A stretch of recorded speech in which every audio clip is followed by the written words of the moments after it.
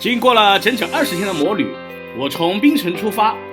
顺时针沿着东海岸一路到达新山，再过马六甲。今天呢，终于来到了我们马来西亚的首都，马来西亚的经济、文化、政治中心吉隆坡。我数了一下，包括这一次，我一共已经来过6次吉隆坡了。第一次出国旅行，我就到了吉隆坡，可当时的最终目的地呢，其实是泰国的清迈，因为当时杭州没有直达清迈的飞机，所以是到吉隆坡的亚航的小机场来中转。当时呢，并没有进城。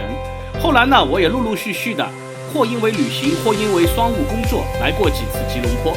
但当时呢，不是以游客的身份呢，就是以一个出差的工作的身份来这里，所以说都对这座城市没有一个系统的、深入的了解。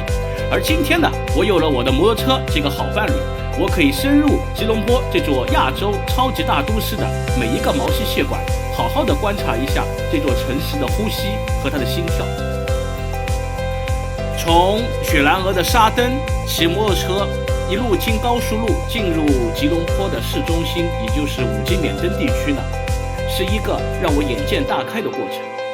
以前我是直接坐飞机落地就是到了吉隆坡，或者坐轻轨，或者坐大巴，没有一个渐进的感受这座城市从郊区外围到市中心的一个道路的一个交通脉络。而今天呢，我一路骑下来，感觉这条路的确设计得非常合理。虽然说路上的车流很大，人也非常多，但是呢，整个行驶过程是非常通畅、非常顺畅的。虽然以往传言说吉隆坡也是一座赌城，但今天我从沙登一路到了5G免登地区，整个行驶过程是非常通畅的。当然，这也可能我行驶的时间是一个工作日的中午。其次呢，最大的原因也是吉隆坡这座城市的道路设计还是非常先进的。它在整个行驶过程中尽量减少车辆等候红灯的时间，而是通过那种环岛啊、立交桥啊、高速路，直接把你从郊区一路引导到吉隆坡最热闹的市中心。同时，在整个行驶过程中非常享受也是非常震撼的一点是，从沙登郊区的那种矮平房一路过渡到吉隆坡市中心那种摩天大厦，两边的建筑越来越高，越来越豪华，这种感觉呢，也是让我大开眼界。也不知道是第几次来这个 KLCC 的修理了，但是第一次骑摩托车过来，第一次自己把摩托骑到了双子塔的脚下停好，照进来那是第一次了。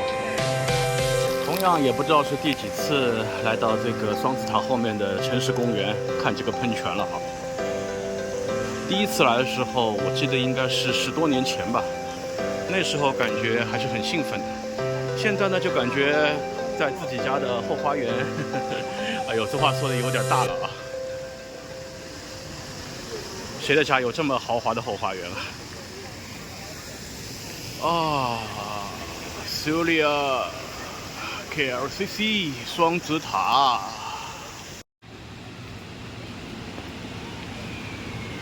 骑了一大圈，现在终于来到了马来西亚的国家心脏了。在整个5G免登地区有2大双圈，第一个呢是以双子塔为中心的，著名的商场呢就是有苏利亚。第二个商圈也是更多人在这儿聚集的商圈呢，就是以轻轨 Bukit Bintang 站周边的那一圈。其中最著名的商场就是 Pavilion。 以前从双子塔到 Pavilion 呢，都是要搭轻轨或者搭公交或者坐的士。今天呢，自己骑着摩托车非常方便的就到了这里。所以说以前呢，坐公共交通在这个城市里面通勤，更多的让人感觉自己是一个外来的游客。而今天呢，当你有了摩托车在这个城市里行进的时候，就感觉你是这个城市的主人。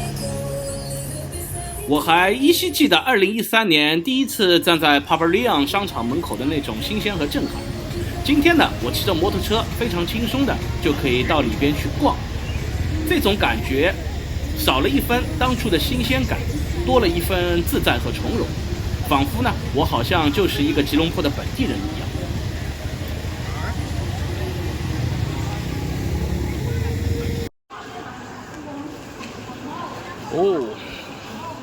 Attack on Titan. The final execution.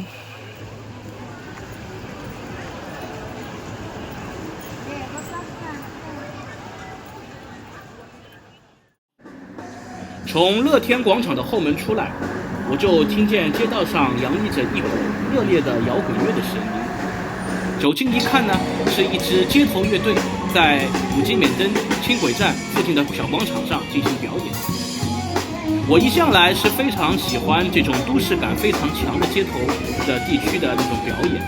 何况眼前的这支乐队的水平呢非常之高，丝毫不输那些音乐节和 live house 里边的那些专业乐队的水平。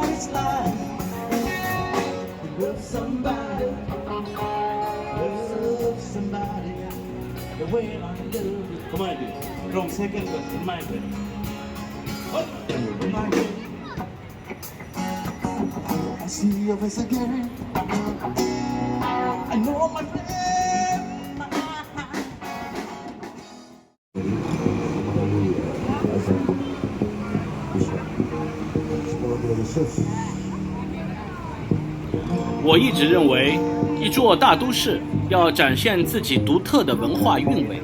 街头艺人的表演是不可或缺的一个环节。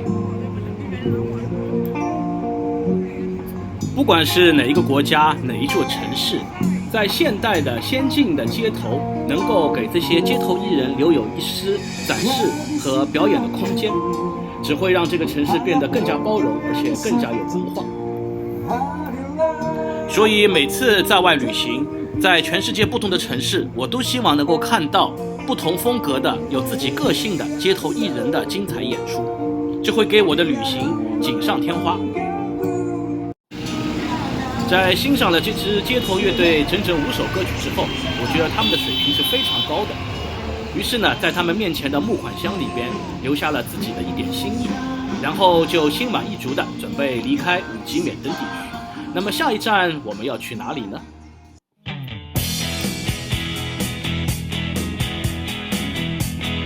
白天驾着摩托车在吉隆坡的道路上行驶，可以非常细致、非常清晰地观察这个城市的每一处精美的细节和那些雄伟的摩天建筑。而到了夜晚，在流光溢彩的街道上行驶呢，又给人另外一种神奇的魔幻的感觉。此时时间已经是晚上9点半，按理说应该回旅馆去休息，但是呢，我还要去一个只有本地人知道的观赏夜景的好地方去打卡。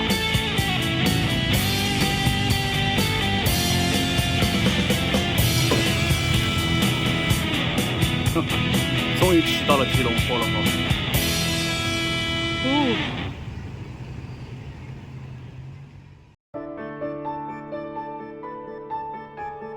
在去那个神秘的夜景观赏点之前，我还想用无人机从空中视角拍一下吉隆坡的双子塔。根据 Facebook 大疆发烧友小组上吉隆坡本地的无人机爱好者的信息呢，他们推荐我去使馆区的一条街道上进行拍摄，结果到了现场呢，发现那个地方的无人机信号非常差，这也难免，因为作为一个大都市，它的市中心的信号污染是非常严重的。所以说呢，我就驾车到了离双子塔有5个街区之外的一条十字路口进行拍摄。这个地方呢，靠近那个吉隆坡的城市森林公园，所以附近呢基本上没有什么居民和高楼大厦，同时信号呢也非常 OK。但是因为在如此密度高的大都市上空飞行呢，还是要注意安全，尽量远离那些人多的地方。结果呢，还是非常幸运，我拍到了非常美丽的双子塔的空中夜景。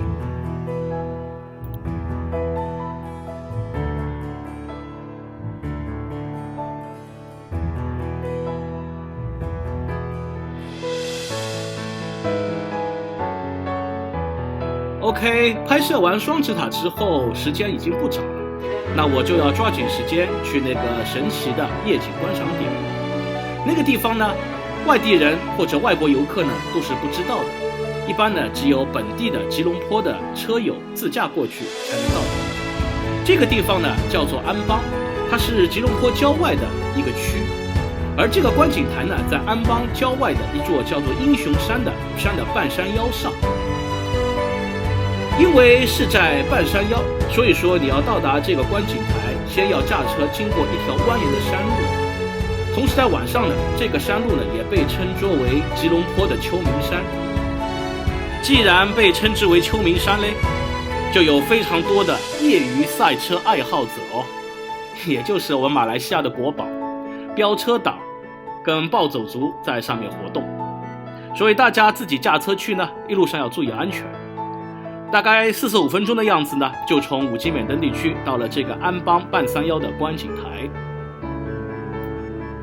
哇，吉隆坡的夜景尽收眼底啊！这里其实是吉隆坡郊外安邦的一个小山头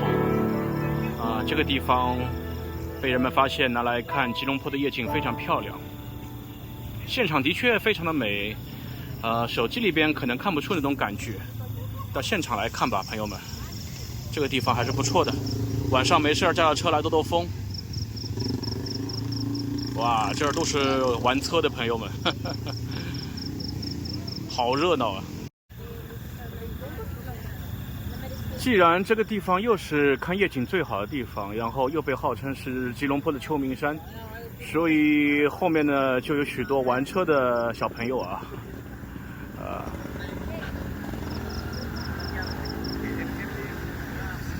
都是一些比较年轻的马来人，他们的摩托车的轮胎呢都改得非常的细，主要是为了加速可以更快。这些呢在马来西亚呢是屡见不鲜了，也不知道是不是该鼓励他们这么玩，其实是不好的了，很危险的了，把轮胎改这么细，虽然加速可以很快。我居然还有人看到有马来小朋友穿着日本的特工服，我靠！日本的暴走族在马来西亚复活了，我靠，有意思。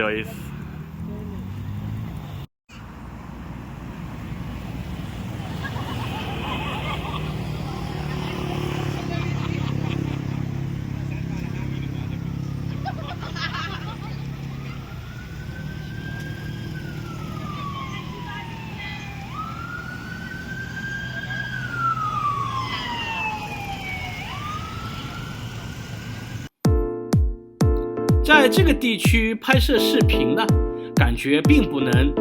就用摄影设备来概括这个地方的壮美和震撼，所以大家有机会呢，还是自己到这个地方亲眼去看一看这个吉隆坡的百万夜景。果然就跟前面传言的那样，从山上下来的时候，在路上就遇到了一对飙车少年，在我们中国被称之为鬼火少年。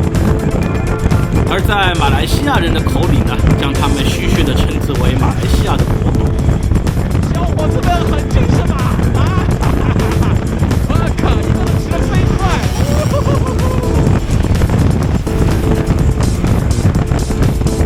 很好，很有气势。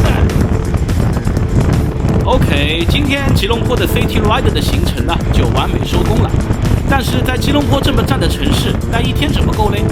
后面几天呢，我还要拜访我吉隆坡的好几位朋友，同时呢，也有非常多非常刺激的活动在等着我。我们下期再娓娓道来吼。